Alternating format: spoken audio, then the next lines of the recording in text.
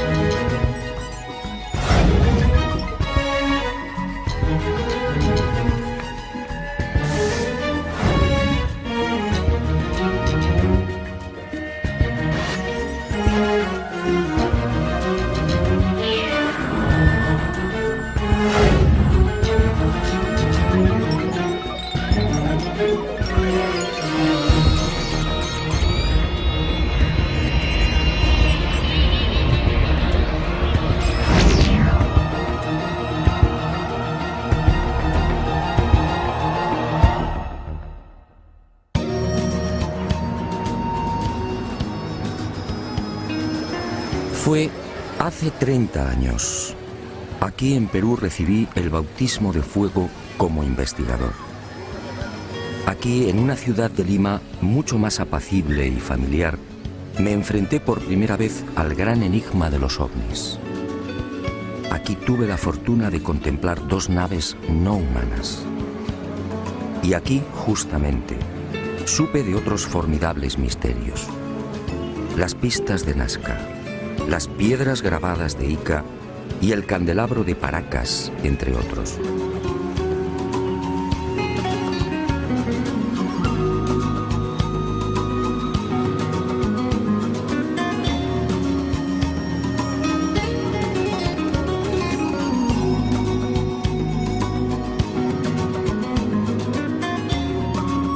Sí, es mucho lo que le debo al Perú.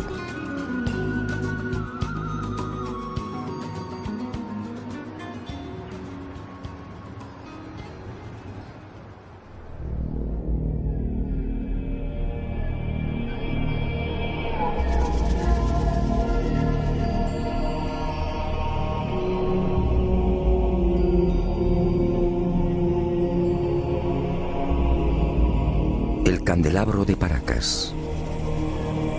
Hace 30 años nadie supo darme razón del porqué de este gran tridente.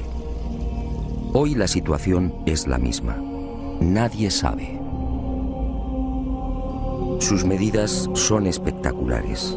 Longitud máxima 183 metros. Anchura de los brazos 3.2 metros. Profundidad de los surcos entre 1 y 1.2 metros.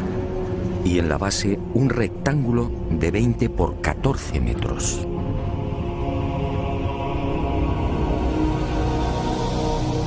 A simple vista la gigantesca figura parece elaborada con la técnica del vaciado. Alguien extrajo la arena y procedió a un férreo prensado de las paredes. Misteriosamente los fuertes vientos de la zona no han logrado borrarla. Y al excavar en los surcos surge una nueva sorpresa.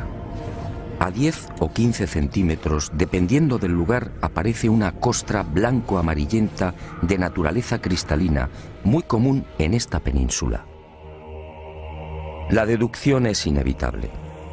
Hace cientos, quizá miles de años, la imagen del candelabro tuvo que ser distinta. En el pasado, esa blanca y pulida sedimentación lo haría brillar como un candelabro de plata. ¿Quién lo diseñó? No hay forma de datarlo. No existen referencias históricas. Nadie sabe cuál fue su finalidad. Para algunos se trata de un símbolo religioso. ¿Quizá el árbol de la vida? Para otros representa una constelación. ¿Quizá la cruz del sur? Hay quien asegura que estaríamos ante un signo ritual vinculado a sacrificios humanos. Sacrificios que tenían lugar en Isla Blanca y en el archipiélago de las Chincha, muy próximas al tridente. De hecho, el eje principal del candelabro aparece alineado con la primera de estas islas. Unas islas en las que han sido encontradas las momias de jóvenes mujeres decapitadas.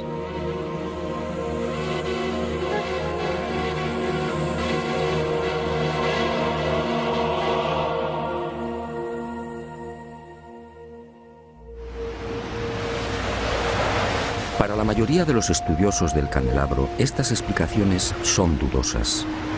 Hay algo, sin embargo, en lo que todos coinciden. Por sus dimensiones y la estratégica ubicación sobre el acantilado, con una inclinación de 40 grados en relación al mar, el gran tridente parece dibujado para ser observado a distancia. En los días claros, la figura puede ser contemplada a 20 kilómetros. ¿Se trata, por tanto, de un especialísimo faro? ¿Estaríamos ante una señal indicadora? Sinceramente, no hay forma de saberlo. El eje central y principal del tridente señala al sur, exactamente al rumbo 180 grados.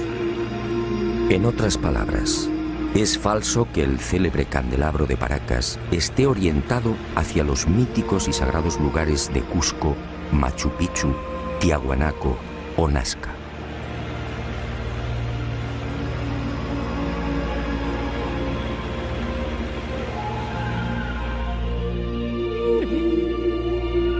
¿Una señal indicadora?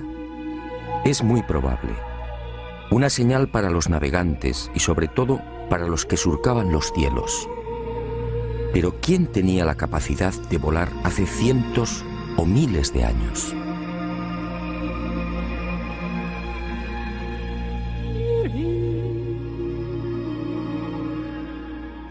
La pregunta parece absurda. ¿Quién podía volar en la antigüedad? Para la ciencia está muy claro. Ningún ser humano tenía la capacidad del vuelo hace miles de años. Yo, en cambio, no estoy tan seguro. Sígame y le mostraré algo desconcertante.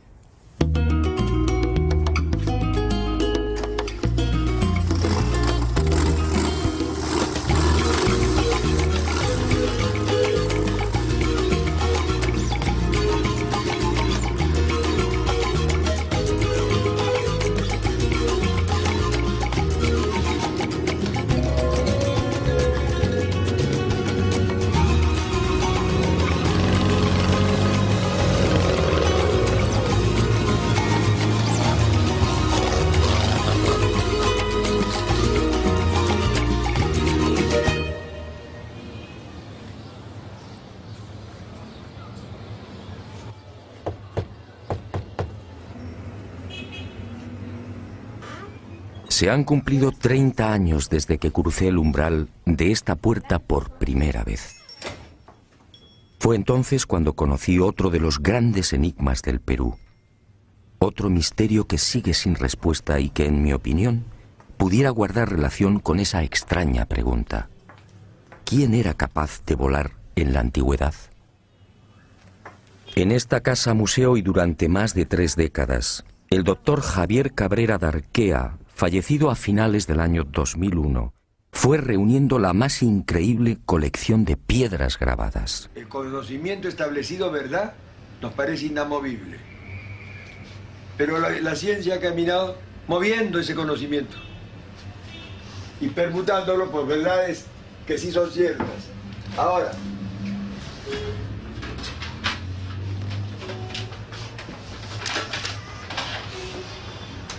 esos instrumentos que ha visto ahí. Ahí está. ¿Como el hueso, claro? Hueso humano, tibia humana. 11.000 piedras de todos los tamaños, con unos altorrelieves asombrosos.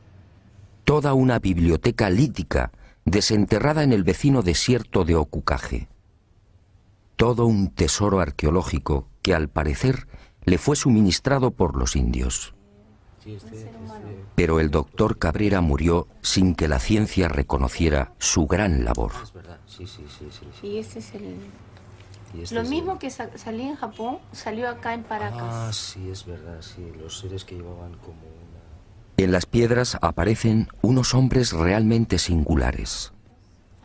Son representados con grandes cráneos y con manos de 4 dedos, siempre sin pulgares. ¿Quiénes son estos seres? En opinión del doctor Cabrera, estaríamos ante una humanidad desconocida y remota que habitó la Tierra hace millones de años. Una humanidad, aseguraba el médico peruano, que alcanzó unos conocimientos y una tecnología extraordinarios y por razones desconocidas desaparecieron.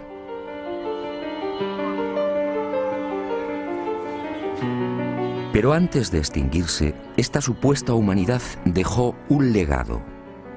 Miles de piedras grabadas con escenas desconcertantes. Según Cabrera, se trataría de una síntesis de su historia y de su sabiduría.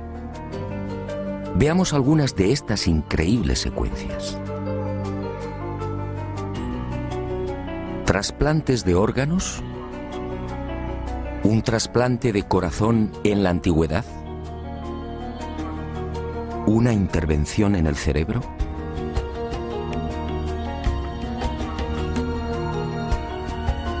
¿Transfusiones de sangre? ¿Cesáreas hace millones de años?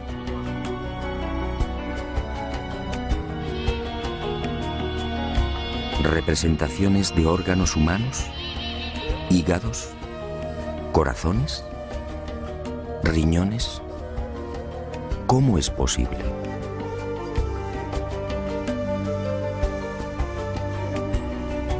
¿Continentes hoy desaparecidos?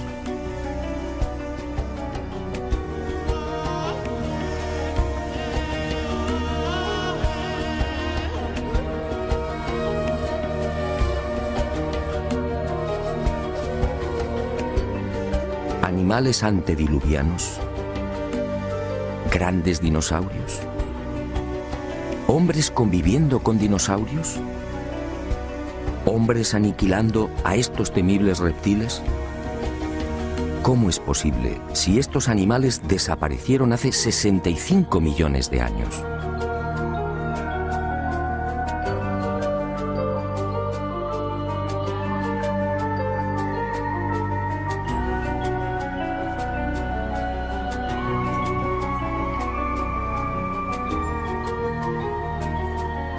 ¿Canguros en América?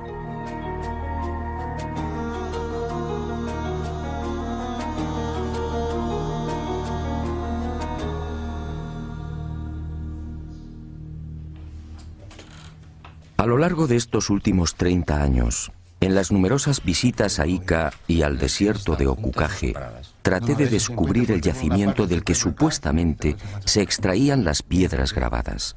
Y a veces también se encuentran seguidas. Pero eso fue inútil. Ni los indios ni Javier Cabrera aceptaron mi propuesta. Era su gran secreto. Pero el destino me reservaba otra sorpresa. Muerto el doctor Cabrera, las circunstancias cambiaron.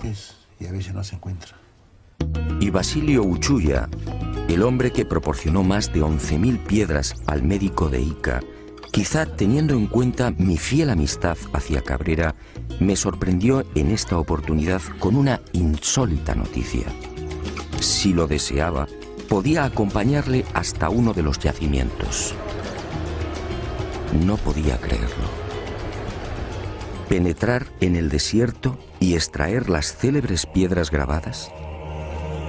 Una operación así podía despejar de una vez por todas el espinoso y polémico asunto de la autenticidad de la biblioteca lítica.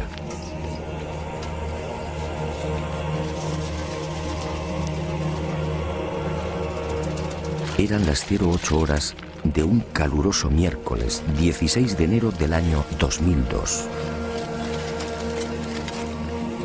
Y nervioso, esperé.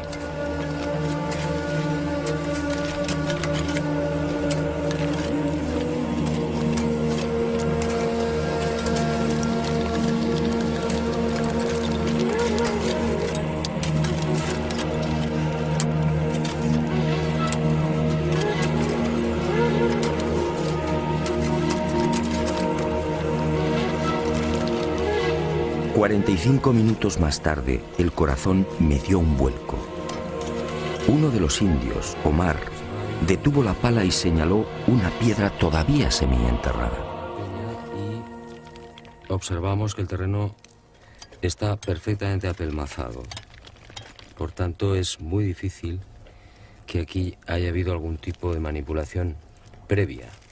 De momento, terreno completamente intacto, apelmazado. No podía sin creerlo. posibilidad de manipulación. Ya cede.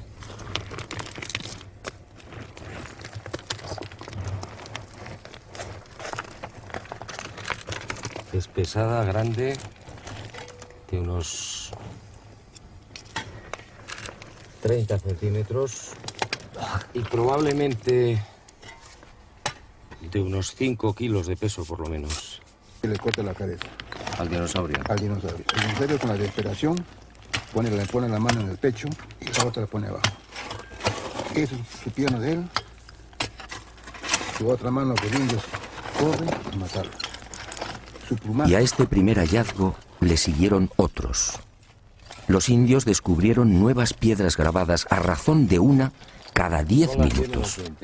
Es la tercera Todas piedra ellas, que en encontramos apariencia, en habían sido aproximadamente sepultadas mucho tiempo 40 antes. minutos. La ha encontrado Omar, ¿no? Sí. Omar. Sí. Y vamos a proceder a la extracción. Volvemos a insistir, terreno completamente apelmazado, que no se ha tocado evidentemente pues en muchísimo tiempo.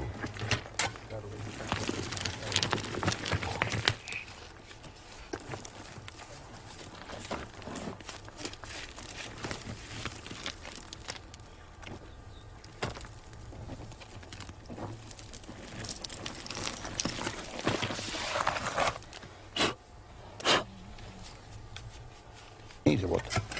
Aquí, Las grandes que tú le llevaste a Javier Cabrera, viene la parte de allá. de allá. Bueno, esta es la cuarta piedra.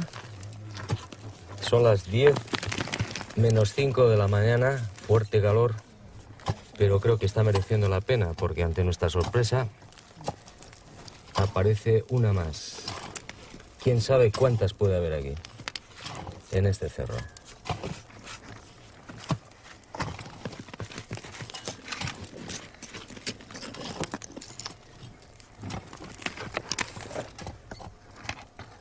Hoy, 16 de enero del año 2002, a las 10 de la mañana, en pleno desierto de Ocucaje, Basilio Uchuya ha accedido a llevar por primera vez a un equipo de televisión hasta uno de los yacimientos de las célebres piedras grabadas de Ica. Y nos hemos llevado la gran sorpresa. En 40 minutos han conseguido extraer 4 de estas misteriosas piedras.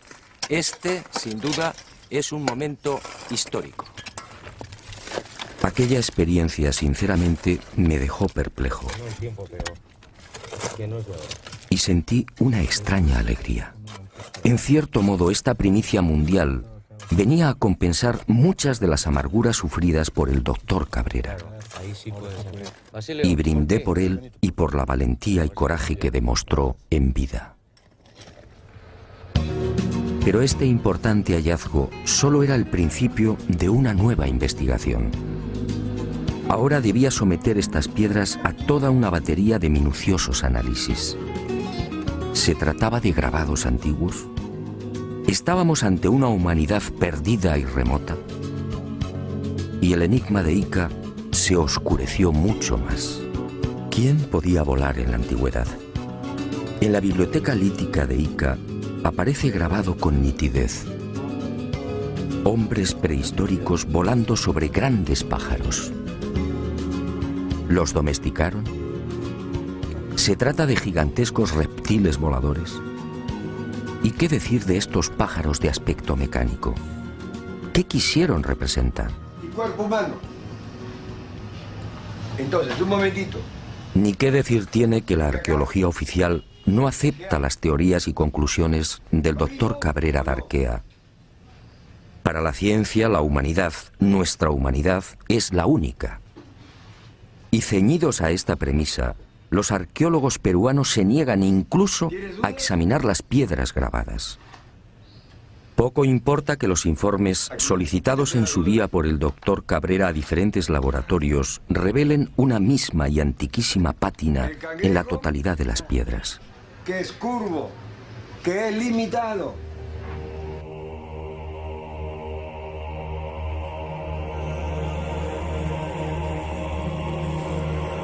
Como tampoco importa que algunas de estas piedras grabadas fueran halladas en el fondo de tumbas precolombinas. Este fue el caso del rector de la Universidad de Ingeniería de Lima, Santiago Agurto, quien en 1961 descubrió 4 de estas piedras en otras tantas tumbas al sur de Ica. Tumbas cuya antigüedad fue estimada en 2.300 años.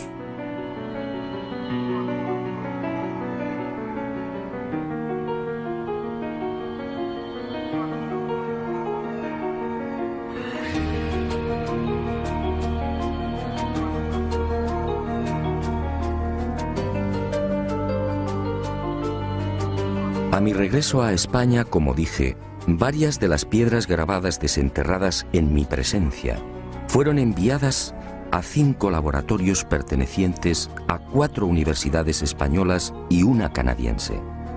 Aunque los estudios no han concluido, los primeros análisis arrojaron el siguiente resultado. En algunas de las piedras, las zonas grabadas presentan una oscura pátina, consecuencia muy probablemente de un largo proceso de oxidación natural. En palabras sencillas, esos grabados no son recientes.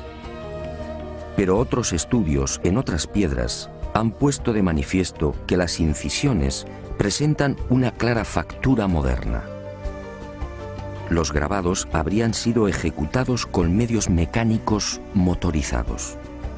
En suma, según estos análisis, y por ahora, algunas de las piedras extraídas del cerro serían recientes y otras antiguas.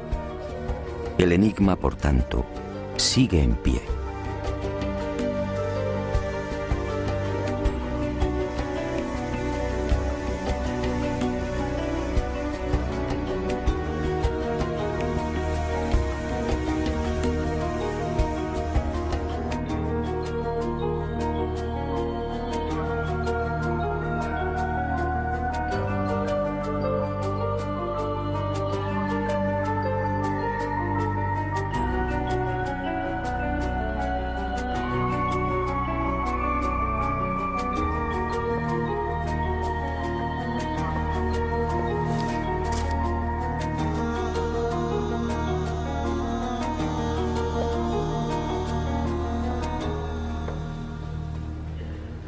Sea como fuere, lo cierto es que los antiguos peruanos parecían obsesionados con el hecho de volar. Esta es otra prueba, una prueba determinante.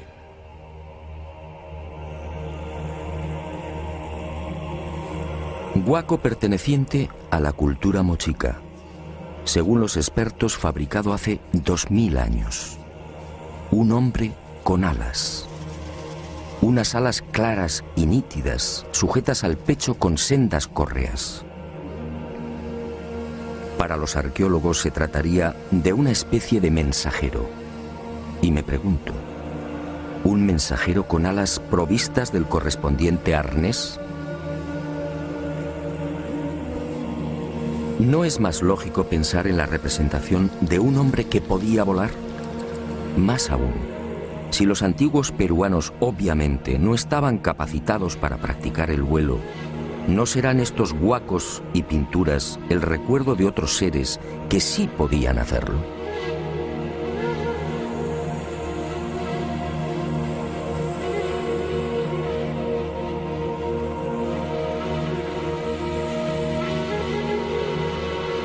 Dioses que sobrevolaron el Perú y que marcaron para siempre la memoria de los primitivos pobladores.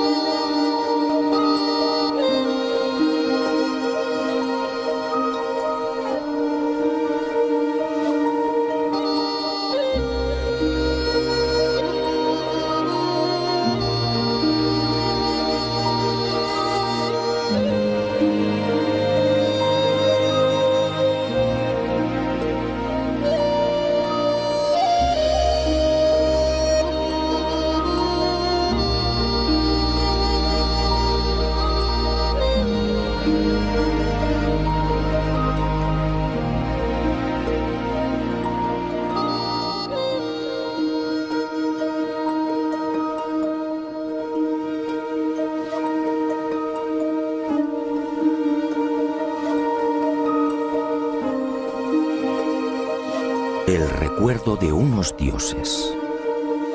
Quizás sea esta la explicación a las célebres y siempre fantásticas líneas y pistas que podemos contemplar en la desértica pampa de Nazca. Cientos de líneas kilométricas, cientos de pistas que asombran y confunden. Cientos de figuras dibujadas en un paño de casi 600 kilómetros cuadrados, estratégica y misteriosamente concentradas en las pampas y cuencas de Jumana, Santa Cruz, Río Grande, Palpa, Ingenio y Nazca.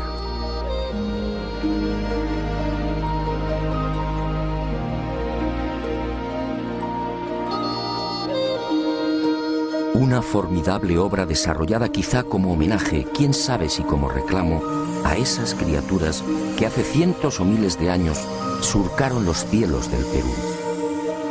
Los hombres alados, dioses capaces de volar, seres superiores gobernando extrañas y luminosas máquinas, dioses que prometieron volver. Y los hombres ansiosos plasmaron sus deseos en la tierra, dibujando grandes figuras, unas figuras solo visibles desde el aire, unas figuras mitad oración, mitad grito.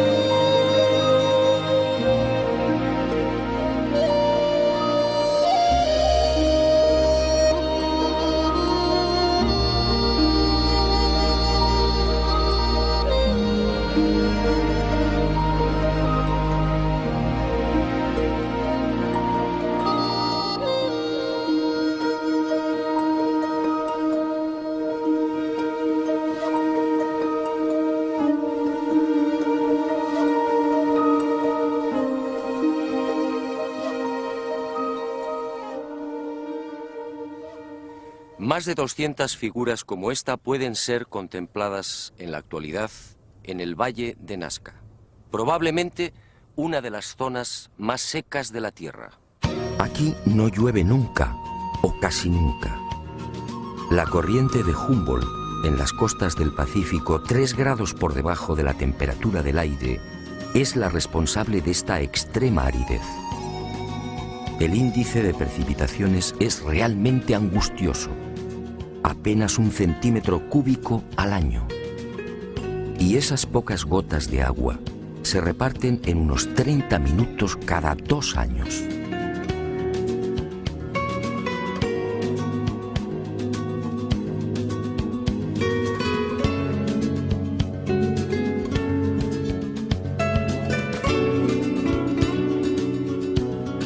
Esta circunstancia ha permitido, en definitiva, que las líneas, pistas y figuras de Nazca se conserven casi intactas a lo largo de los siglos. Y a la ausencia de lluvias hay que añadir también otro interesante y peculiar factor que ha preservado casi milagrosamente la integridad de este tesoro. Los guijarros de la pampa, sometidos durante el día a fuertes temperaturas, acumulan el calor, creando una especie de colchón que aísla la superficie del terreno y sobre el que se deslizan vientos y arenas.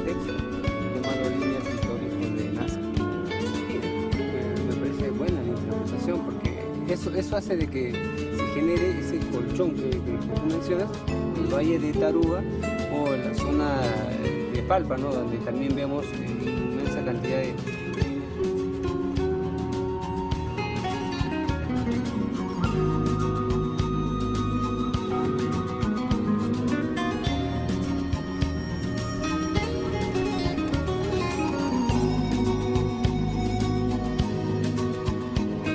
Amparados en estos dos importantes hechos, los creadores de las figuras hipistas solo tuvieron que proceder al barrido de la pampa para formar los dibujos. Al rayar la rojiza superficie del desierto, rico en hierro, aparece de inmediato una blanca capa de sílice, y el contraste de colores da vida a los formidables geoglifos. Los últimos estudios de datación, en especial los llevados a cabo por Percy Clarkson y Harry Hurton de las universidades de Winnipeg, en Canadá, y Nueva York, respectivamente, fijan la antigüedad de estos geoglifos en unos 500 años antes de Cristo.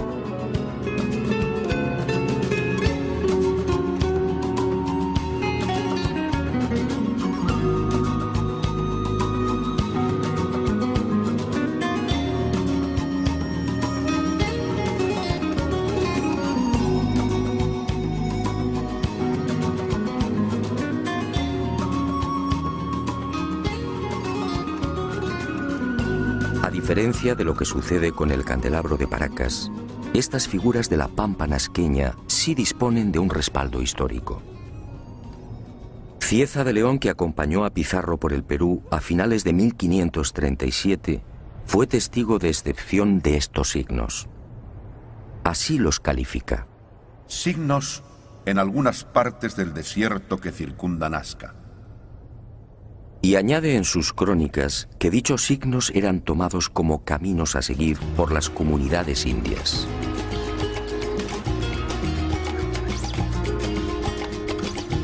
En esa misma época, otro español, el soldado Francisco Hernández, acampa durante una semana en Nazca y escribe en su diario: Los indios trazaban grandes líneas en el suelo.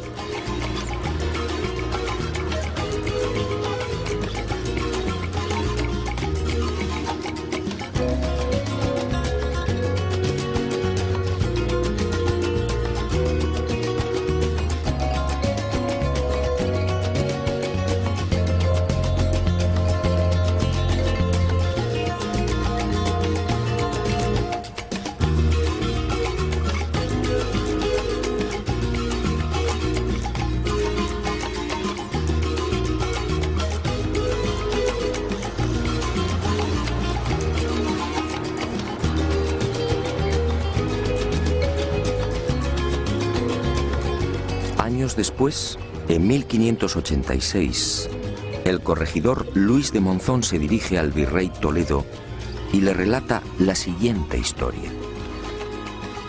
Antes que los españoles dominaran a los incas, en tiempos antiquísimos, un pequeño grupo de otro tipo de gente, a la que llamaban los viracochas, llegó a esta tierra.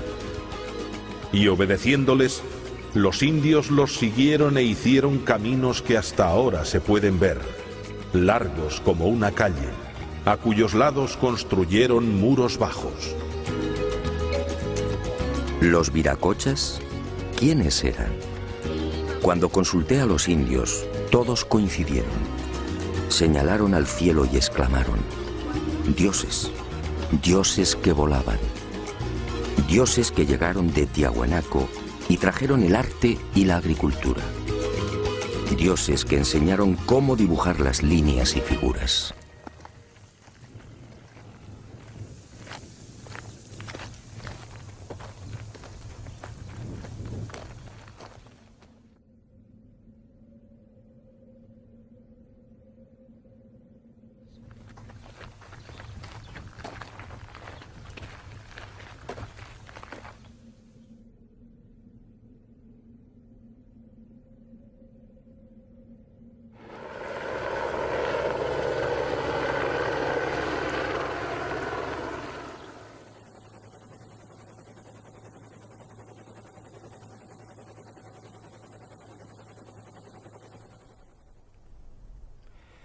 Pero además de estas célebres figuras, los antiguos pobladores de la Pampa crearon otros símbolos no menos misteriosos.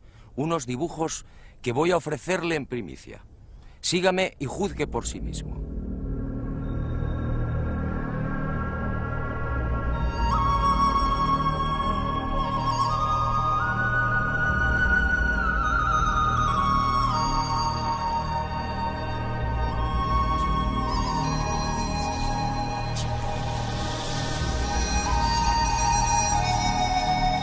Al norte de la ciudad de Nazca, a poco más de 25 kilómetros, y entre los resecos arenales de Palpa, Ica y Ocucaje, este planeta encantado nos reserva otra sorpresa. Decenas de geoglifos desconocidos. Alrededor de 300 figuras similares a las de Nazca, que nunca fueron filmadas.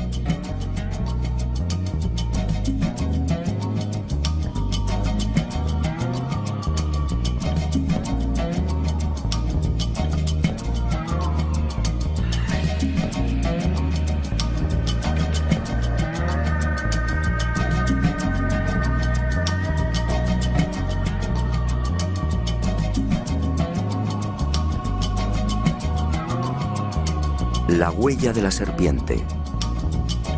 Más de 10.000 orificios de 1 metro de profundidad y 90 centímetros de diámetro que trepan por laderas y cerros. Nadie sabe qué significan.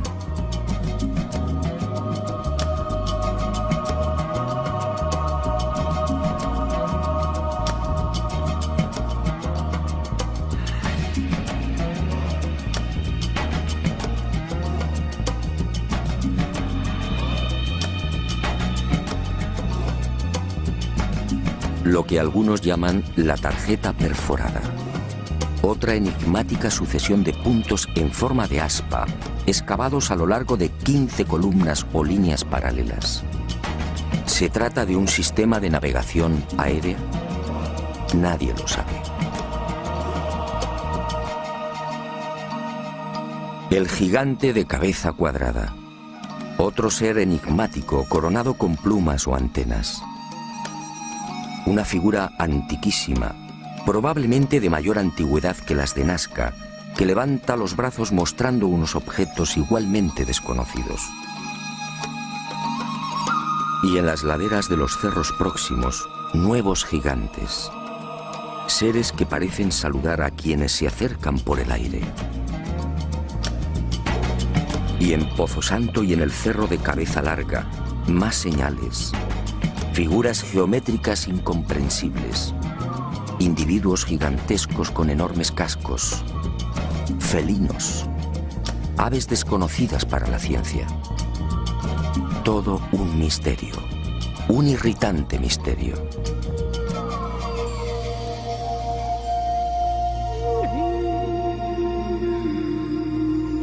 Y al igual que en el Valle del Ingenio, más líneas y pistas, cientos. Pistas de hasta 14 kilómetros.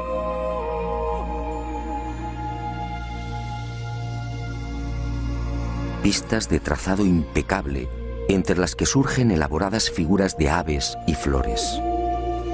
Imágenes que lamentablemente, como dije, están siendo destruidas por la mano del hombre.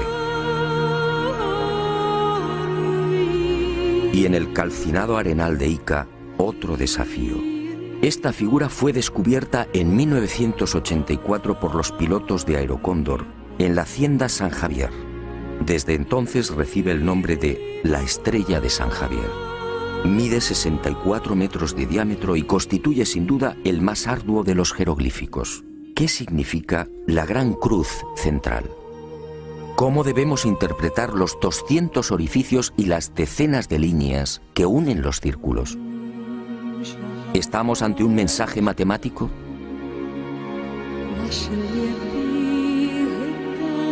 El repaso a esa otra Nazca, la Nazca olvidada, sería interminable. Y decidimos concluir con una figura que no precisa demasiados comentarios. Un colibrí de 50 metros de longitud, con algo muy especial sobre su cuerpo. Sí, todos los que lo contemplan coinciden. Un avión. Un avión dibujado sobre el cuerpo de un colibrí. Alas rectas, morro puntiagudo y todo un timón de cola. Pero ¿quién volaba hace 2000 años?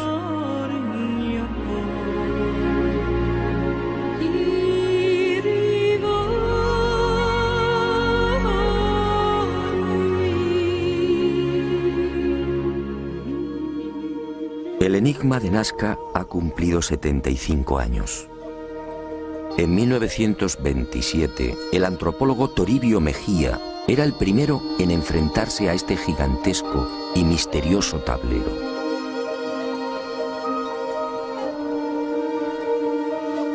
Después sería redescubierto por toda una legión de expertos.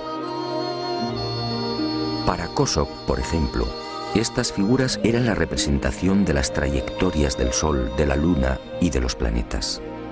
En otras palabras, el mayor libro de astronomía del mundo. Para Maria Reiche, la matemática alemana que dedicó su vida al estudio de la Pampa, se trataba de un calendario. Un formidable calendario en el que las figuras reproducían constelaciones y las líneas marcaban solsticios y equinoccios. Gerald Hawkins sometió esta teoría de Reiche a las computadoras y comprobó que la hipótesis del calendario era falsa. Para el explorador inglés Tony Morrison, las líneas son caminos, senderos sagrados que unirían templos. Pero ¿dónde están esos supuestos templos? Otros, como Jim Gutman, están convencidos de que los antiguos pobladores del Perú llegaron a fabricar y utilizar globos aerostáticos. Así, dicen, diseñaron las figuras. Dobkin, de Ríos y Cárdenas van más allá y apuntan una explicación tan poco convincente como las anteriores. Según estos científicos, las figuras de Nazca no serían otra cosa que el resultado de la ingestión de alucinógenos por parte de los indios. William Isbell, en cambio, afirmaba en 1980 que estos geoglifos fueron la consecuencia de un simple entretenimiento, un procedimiento para mantener ocupada a una gran masa de población.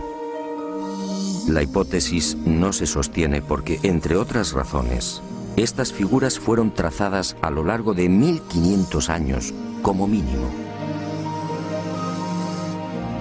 Henry Sterling llegó a proponer una explicación que obviamente fue desestimada.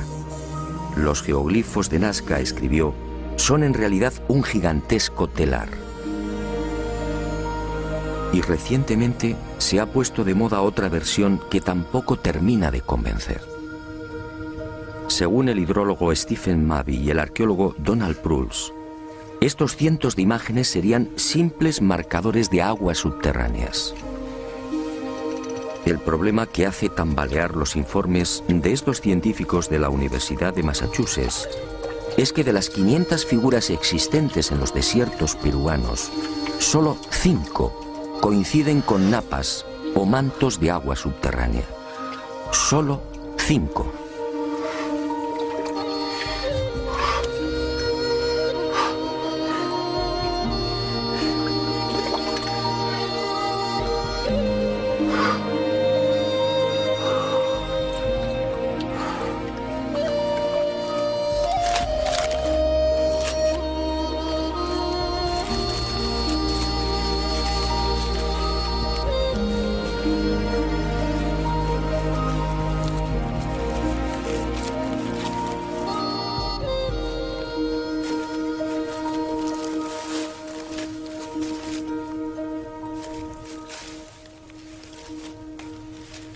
Es evidente que ninguno de estos investigadores y científicos se interesó jamás por la opinión de los indígenas.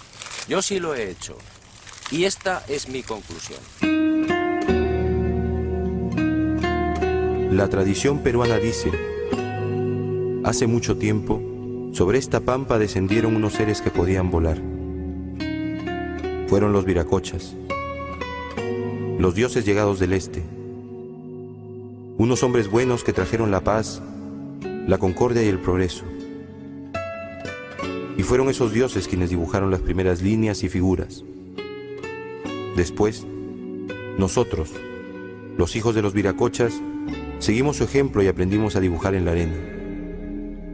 Ellos lo verán algún día y regresarán, y regresarán, y regresarán, y regresarán, y regresarán, y regresarán, y regresarán, y regresarán, y regresarán.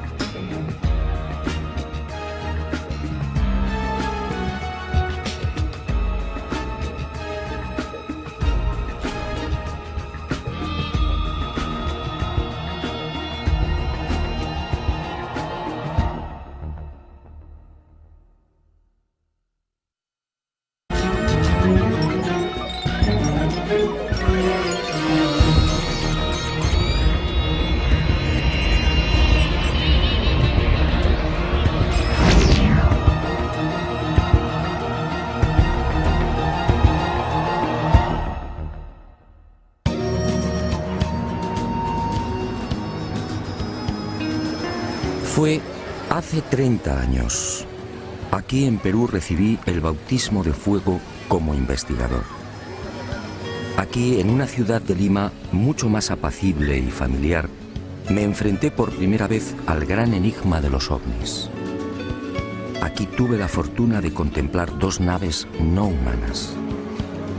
Y aquí, justamente, supe de otros formidables misterios. Las pistas de Nazca, las piedras grabadas de Ica y el candelabro de Paracas, entre otros.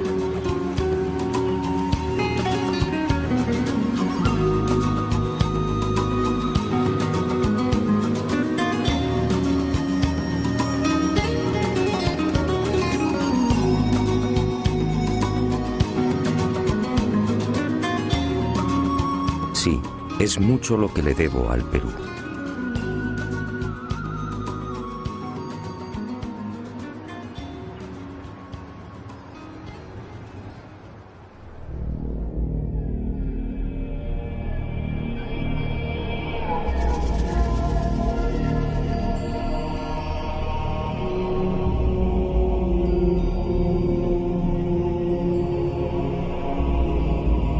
El candelabro de Paracas.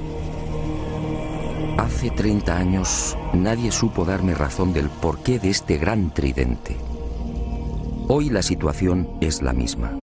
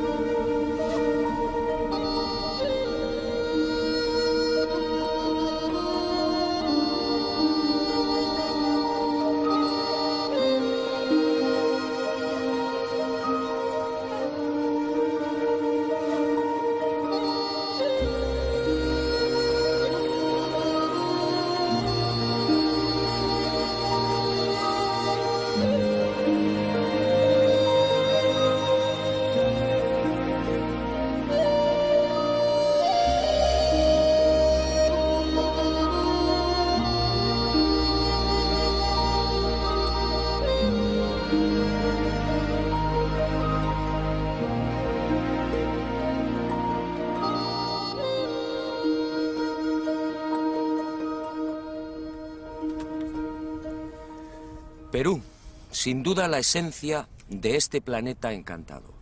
Perú milenario, mítico y sobre todo Perú mágico. Sígame y disfrútelo conmigo.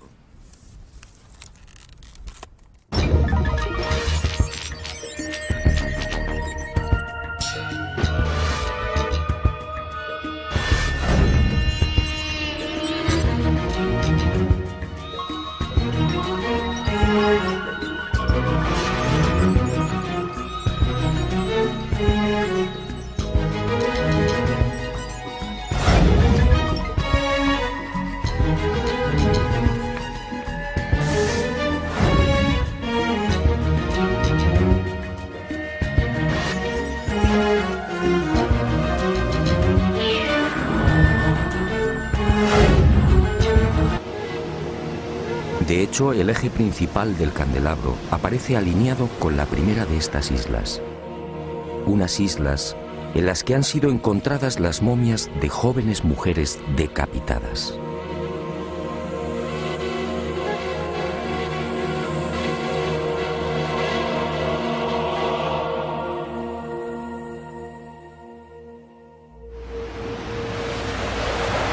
Para la mayoría de los estudiosos del candelabro, estas explicaciones son dudosas.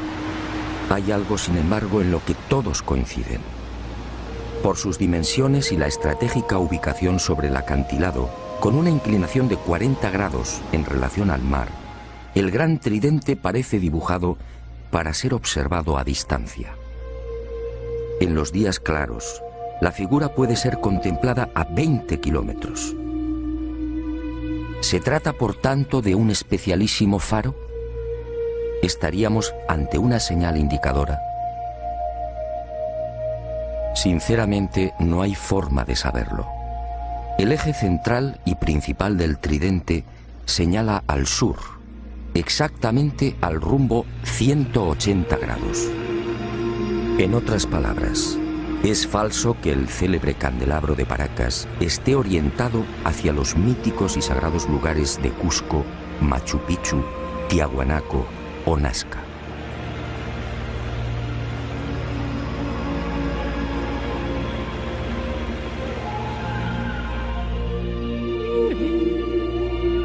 ¿Una señal indicadora? Es muy probable. Una señal para los navegantes y sobre todo para los que surcaban los cielos. Pero ¿quién tenía la capacidad de volar hace cientos o miles de años?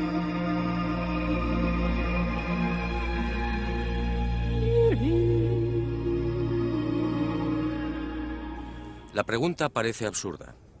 ¿Quién podía volar en la antigüedad? Para la ciencia está muy claro. Ningún ser humano tenía la capacidad del vuelo hace miles de años. Yo, en cambio, no estoy tan seguro. Sígame y le mostraré algo desconcertante.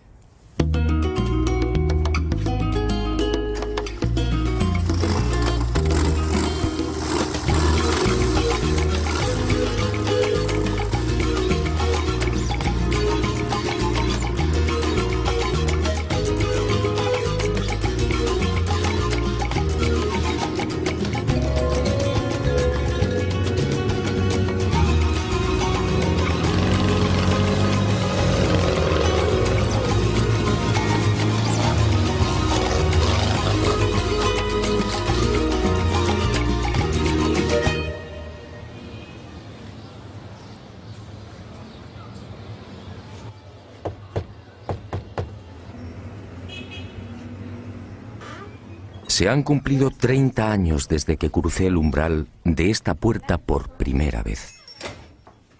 Fue entonces cuando conocí otro de los grandes enigmas del Perú.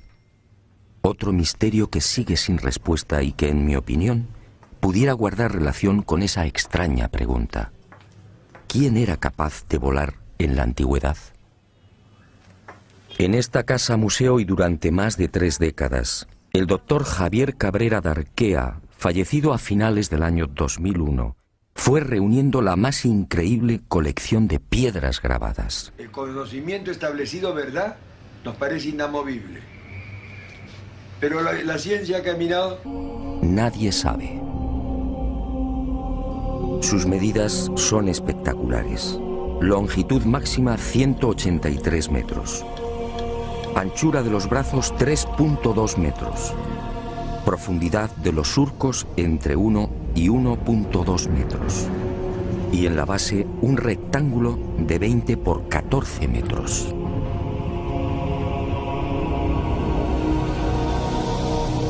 A simple vista, la gigantesca figura parece elaborada con la técnica del vaciado.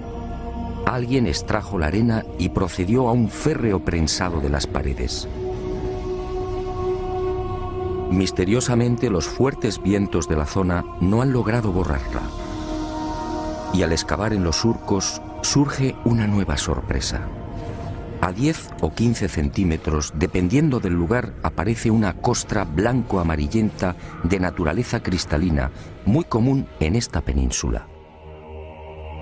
La deducción es inevitable. Hace cientos, quizá miles de años, la imagen del candelabro tuvo que ser distinta. En el pasado, esa blanca y pulida sedimentación lo haría brillar como un candelabro de plata. ¿Quién lo diseñó? No hay forma de datarlo. No existen referencias históricas. Nadie sabe cuál fue su finalidad. Para algunos se trata de un símbolo religioso. ¿Quizá el árbol de la vida? Para otros representa una constelación. ¿Quizá la cruz del sur? Hay quien asegura que estaríamos ante un signo ritual vinculado a sacrificios humanos. Sacrificios que tenían lugar en Isla Blanca y en el archipiélago de las Chincha, muy próximas al Tridente.